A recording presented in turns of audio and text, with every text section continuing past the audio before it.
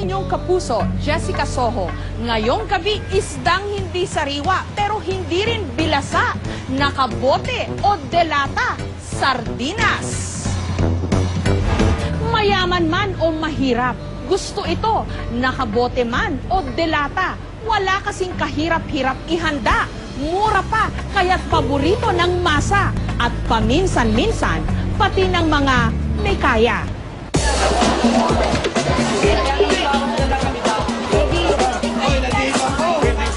Pagdating sa isda, gusto natin syempre sariwa. Ayaw natin ng bilasa. Pero may mga isdang maski matagal nang iniahon mula sa dagat, sariwa pa rin daw ang lasa. Sardinas. Ang mga pilchard at herring o isdang tamban kung ating tawagin. Ito ang kalimitang ginagawang sardinas. Tinatayang una itong inilagay sa lata noong 1800s sa isla ng Sardinia sa Italy. Dito rin hinango ang pangalang sardinas. Si Michael, paborito niya ang sardinas.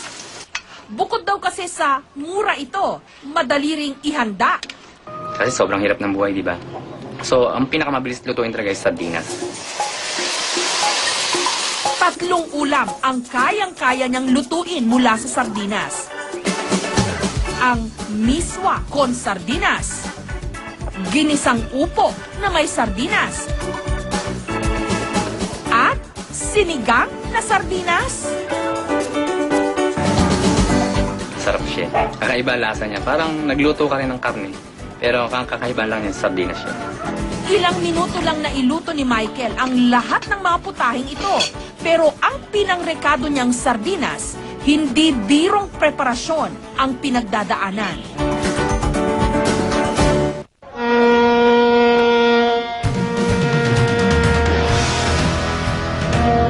Karamihan ng magagandang klase ng tamban mahuhuli sa Zamboanga City. Madaling araw kadalasang nilalambat ang mga ito para hindi agad mabilasa sa init ng araw. Sa panghuhuli nito, gumagamit ang mga malalaking fishing vessel ng sonar na didetect nito kung nasaan na ang mga isda. Kaya naman pag-ahon ng lambat, punong-puno ito ng tamban.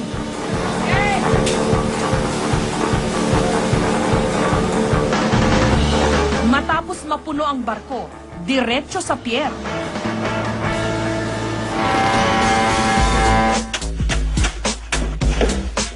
Dito isa-isang hinahango ang mga banyera at isinasakay sa mga truck. Dadalhin ang mga ito sa planta para idelata.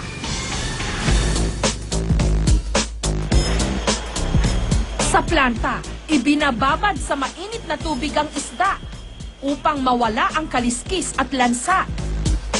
Pagkatapos, idinaan ito sa makina upang matanggal ang ulo, bituka at buntot. Ang nalinis ng bahagi ng isda, maiging isinisiksik sa lata.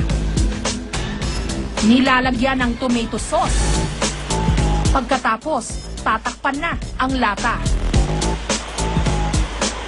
Ipinasok ang mga lata sa higanting pressure cooker upang maluto sa loob ng 2 hanggang 3 oras.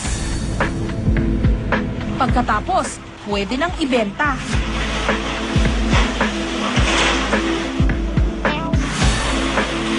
Kasi ang General Santos, tinatawag natin na tuna naman sila. Oo.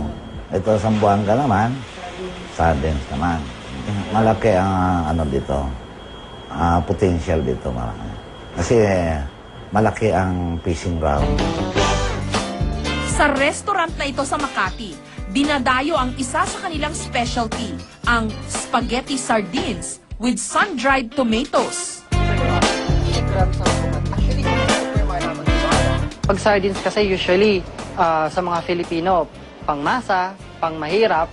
Gusto namin na yung sardines patunayan na hindi lang siya yung pang-ulam lang sa kanin, kung mag-iisip ka lang or maghahanap ka lang ng mga ingredients sa mga sangkap na pwede mong ihalo sa kanya, hindi mo akalain na sardinas pala yung kinakain mo.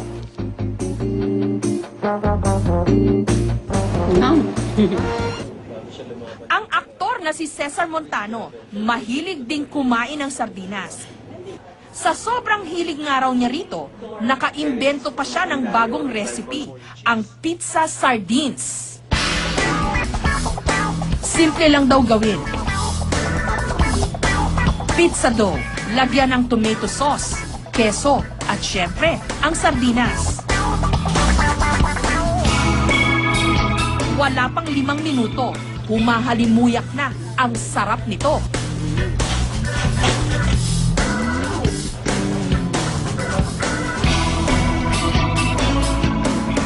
Para ma-share mo rin yung na-discover mo na maganda. Etong pizza na to, na-discover, masarap to. Share ko nga ito. So, include mo sa menu, okay yun. Yung pag kumain tayo ng isda, this is a good source of protein. Tsaka yung tinatawag nilang omega-3, which is good for the heart. Kasi usually pag meaty products, they have high saturated fats. Especially yung mahilig sa mga hamburger. So usually isda should be part of our diet.